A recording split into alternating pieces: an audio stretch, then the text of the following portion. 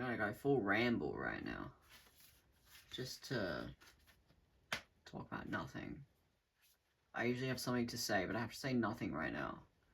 Just trying to try out my, this is, like, really great. I hate talking about drugs. Because I don't, but, like, fuck you. Alright? These aren't even drugs, they're fucking Blue Lotus. It's fucking legal. You can get it on eBay.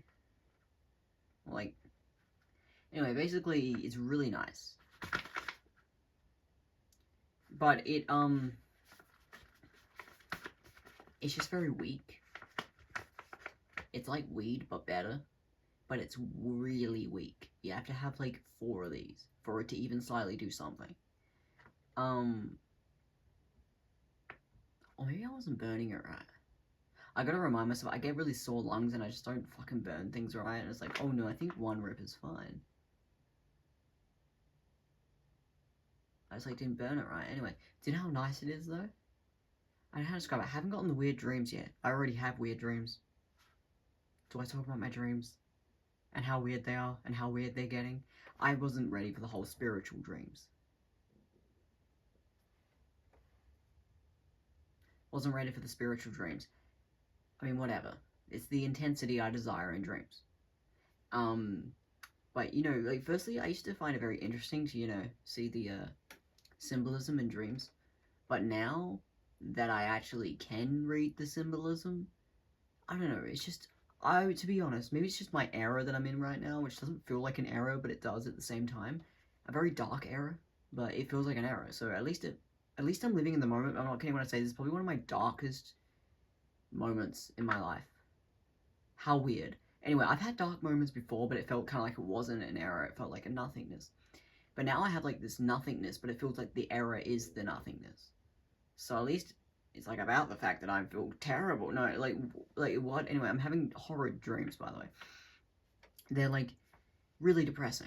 To put it simply, the symbolism that I'm getting in these dreams are all about, like, death. I didn't want the spiritual dreams to become about life and death. A lot of it's life as well, by the way, just, like, the symbolism in life. Of, like, the people you know and how important the people you know are. I don't want to make everything all codependent, because obviously, you know, if you have to leave people, you do. You know, there's also loyalty distance. That's what you do with people you can't really get along with. Anyway, but, like, hear me out. It's kind of depressing. Like, I've seen the symbolism, and it's just depressing. I'm having dreams about my childhood. I don't know, it's just, I can see all the symbolism, the energies that were in the air, they got attached to people who didn't even deserve it, like people who were probably better off, like people who were better people even, and then ended up being better off because they chose to make better choices, but they still had dark energies attached to them. Because sometimes if you have a drinking problem, not so much just drink a little bit, but people who have a kind of a drinking problem, you know, the energies, you can open yourself up to dark energies when you drink. Drinking isn't necessarily evil. It's just that if you don't have really protective walls up, or you think you do, but you don't, because they were a little bit spiritual, but the dark energies are there. They attach to people, and I can see it in the symbolism. It's undeniable. I can tell. Especially now. Back then, I guess maybe I felt it, but I was a kid then. Usually I saw all the good, positive energy. That was really nice. But now that I'm older, I can see all the depressing stuff. I'm like, that's the shit I used to avoid. Like, I used to be like, ew, why does the plate look messy? It's kind of like, do what negative energy looks like? It's like, you know when you have a plate left out in your bedroom, and it's kind of gross, like, it's just, like, crumbs on it? Like, sometimes it's, like, sensory. It feels like about the fact, you know, like, it's, like, perfectly messy. You see this, like, cafe tables, but obviously, though, to the waiter, it's like, I'm just trying to fucking clean the fucking table, but either way, you know when something's, like, perfectly placed? It's, like, perfectly messy, so that can be nice. But negative energy is when it's kind of been left there for too long. Kind of like a plate that's kind of not so much a cafe, but like a plate that's been left in your bedroom. You see how it kind of starts becoming kind of... It's kind of gross. The crumbs, you might even smell a bit off. It's only when you're near it, but, you know. Or sometimes it is all through the air, actually. Actually, sometimes the whole room kind of smells like it. It's not bad, but like ill. I mean, because it depends. I like what I eat, but like ill, if someone else was in my room, they wouldn't be used to it, so they'll be like ill. That's what negative energy is like. It's like a messy crumb on the ground, or it's like walking in a room and then coming across like a dead bug, like dead bugs, dead animals on the ground. That's what negative energy is like. It's just like a little rotting fruit. It's kind of like, yeah, if you had like a rotting fruit out left, it kind of like if a house, again, it's literally like an abandoned house. Let's say a house was kind of abandoned, and all of a sudden all the fruit bowl turns into like a moldy fruit bowl. The house maybe gets run down by a couple rats. Maybe there's flies everywhere. Maybe it kind of, there's like a off kind of smell to it. That's what negative energy is like. Well, let's say someone left a plate out last time they were at the house before they abandoned it. The plate will have moldy, kind of half-eaten food on it. And then you go to the bedroom and then they've got old plates in there as well. That's what negative energy is like. So people who could be good people, but it's almost like they've got weird plates left in their bedroom. And that's what it's like. In these dreams, I'll have a dream where like I'm talking to someone. As a kid, you know, not so much talking to people, but like being around people. And then there's a part of the dream where I kind of am like, oh, I need to go get something. Like something kind of weird like that. I know it sounds real mysterious, but like to be honest, these dreams are that weird. They're getting real weird. Sometimes I'm not even talking, I'm just like getting like an overview of other people living and how much I'm not involved. I'm not really involved. But then I also kind of see why, and I'm like, yeah, these people are kind of fucked up. Again, I'm going to get into, I don't really want to get into how depressing it is, because I think I might know why. But to put it simply, it's just, there's lots of fucked up energies, and people kind of go, oh, we can relate to each other if we're fucked up. But it's like, do you realize that we live in a reality that's like real, right? Like Earth, you know, we all live here. I know some people love the whole, oh, it's a video game. It's not a video game. I mean, say that if you want to, but I'm not kidding when I say you might be shocked. We're not. Do you realize how bad that is? I don't really want to get into that, but spiritually speaking, to put it simply, you might be shocked at how bad that idea is. It sounds funny for a second, but it's like, don't do that. It's not a video game. We live in real life.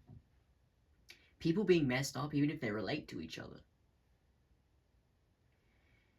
Do you realize how important it is to work on yourself? To work on yourself, to help people you know, without the codependency. I'm gonna make this so clear. I'm not trying to make everyone go like, oh, everything's so important, you know, like savior or like savior complex or like codependency. Don't pull into that. But like, hear me out. It's just that things are very important.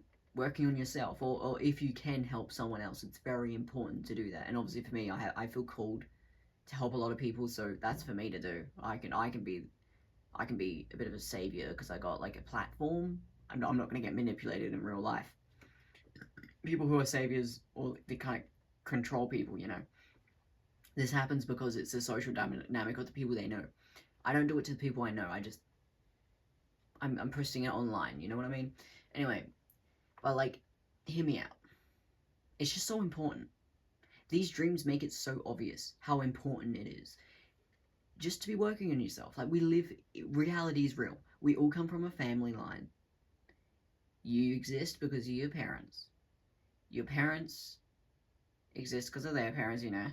These family lines, trauma happens along the way, but you have to undo those patterns. It isn't as simple as, oh, I relate to them. Oh, look, we're both alcoholics. How funny.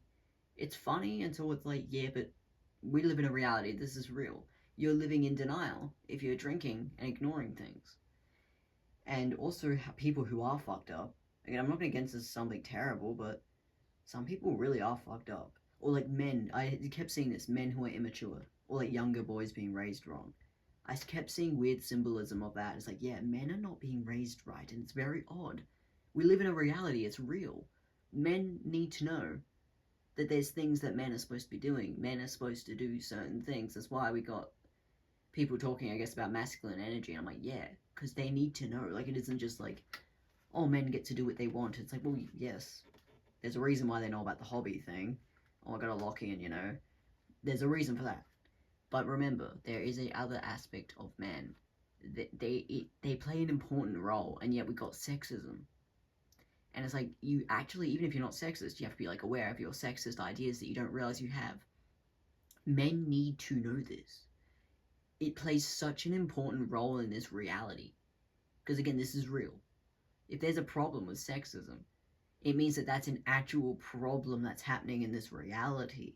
Like, it is so important to work through these things. It isn't just, oh, I'm being a good person. It's not even really about that. It's about the fact that we're humans, we're real.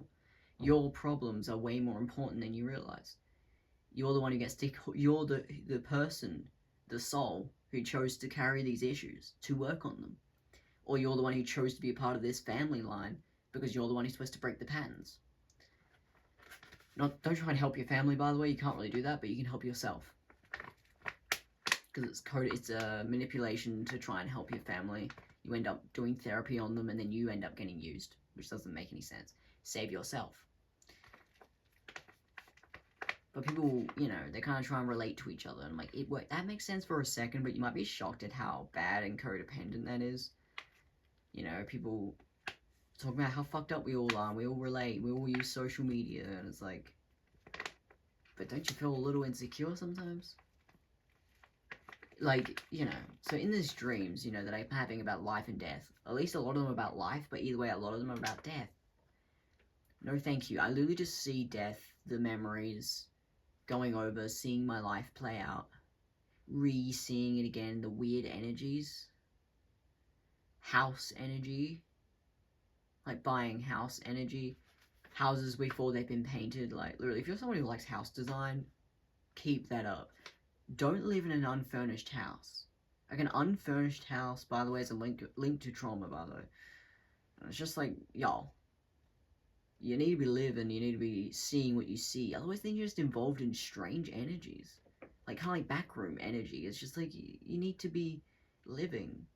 You're in this weird energy, and I see this weird energy of, like, backyards and hallways and staircases. There's, like, some energy that's just, like, yeah, it's just, like, what a weird energy to be in. There's also the really nice stuff, like, feminine energy is, like, everything, by the way. Feminine is, like, life. Masculine helps out the foundation so that life can exist. Well, that sounded a bit dramatic. I mean, like, life just exists, but I just mean, like, the feminine is what living is. Masculine has to kind of do the inner working, background kind of stuff. But the inner working, though, is also feminine. Because inner work is feminine? Anyway. It can't be fucked to explain it, but to put it simply, this is kind of where you get the whole men kind of notice. There's kind of like this working energy to it. Because it's like, yeah, the working. It's just a different plane of reality. Living and working. It's just that masculines have to be in the working more often. Because the feminines have to, like, exist. This isn't about men and women, by the way. This is just about feminine and masculine energies. So even with yourself, you need to be feminine, but you also need to be masculine. Anyway. Because you can neglect yourself if you're just feminine and going, oh, I'm just relaxing. It's like, yeah, but there's a difference between being in feminine energy versus being lazy. Being lazy is actually neither masculine nor feminine. It's a absence. It's just a nothingness. Laziness is nothingness. It can be, I guess, a monk practice, and it can turn into, yeah, feminine energy. So for me, yeah, I'm getting really weird dreams because of being lazy.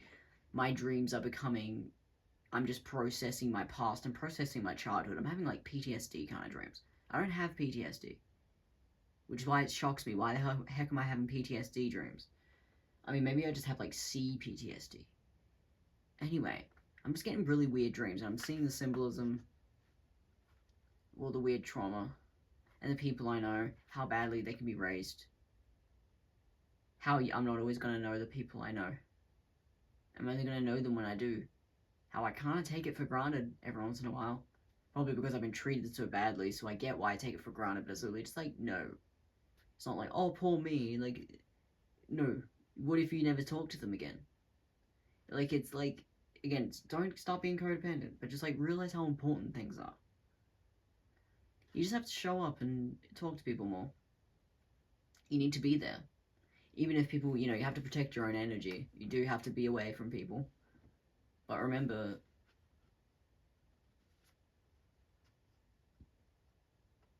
yeah, it's just about the push and pull. The push and pull of leaving and coming back. That's what it's about.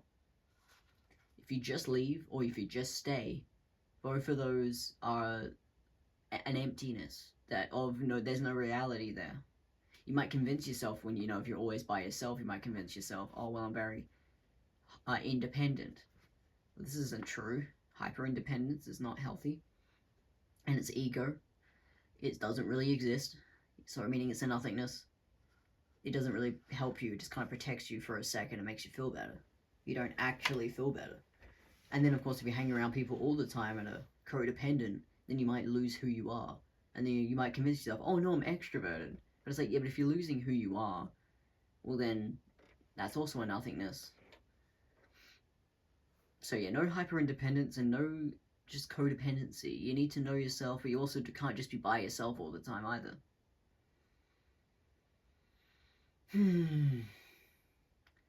Because yeah, these dreams I've been having, it's just very intense to realize that every day is very real.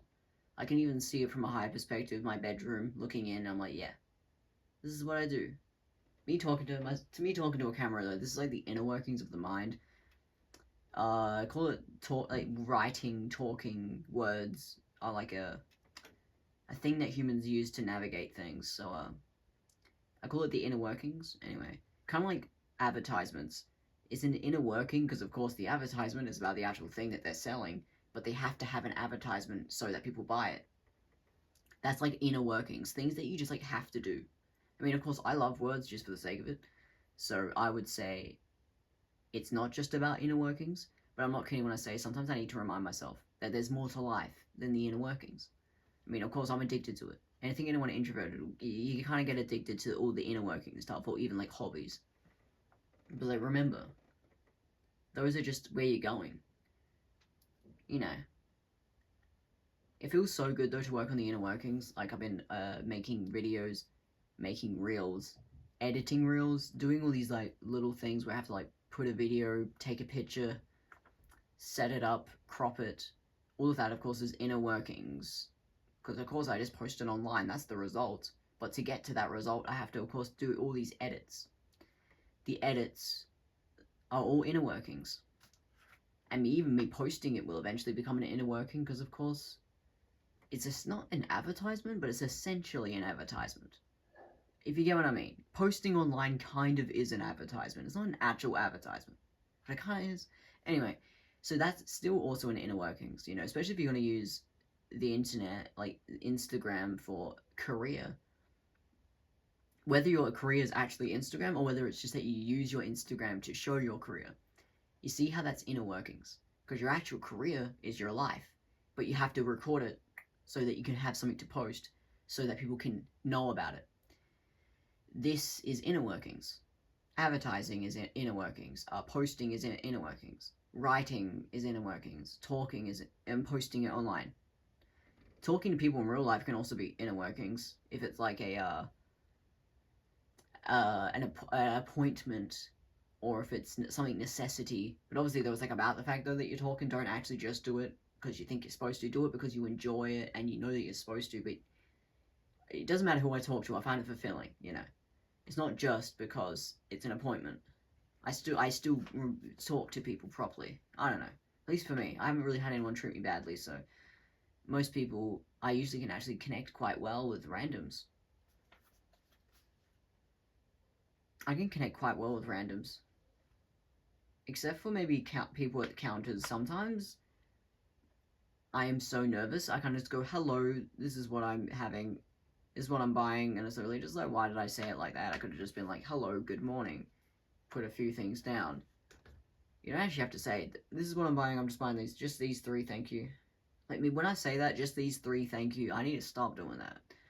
It's kind of dehumanizing. I mean, of course, it's really just, I'm just autistic, and I just don't fucking know how to talk to people at counters, because it's such an awkward interaction. Every other interaction makes more sense to me than that, but I've had random times where I've had a really good conversation with someone at a counter, and I'm like, I need to do that more often. Had like this one time where like I spoke to someone really well, and they were very happy. We just like genuinely connected, and I was like, yeah. Anyway, I just like connection. I like human connection. You know, because I'm very lonely, I don't know. I have to admit that my soul needs souls, because this is kind of where souls hang out with each other. It's where we go here, you know. I mean, I'm sure souls talk to each other up there as well, but like I'm just saying, there is an aspect of death that's very lonely. You know, it's good to talk to people when you're still alive.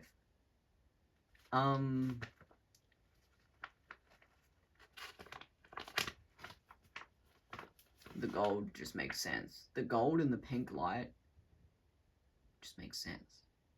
And the grey. Anyway, I needed to ramble.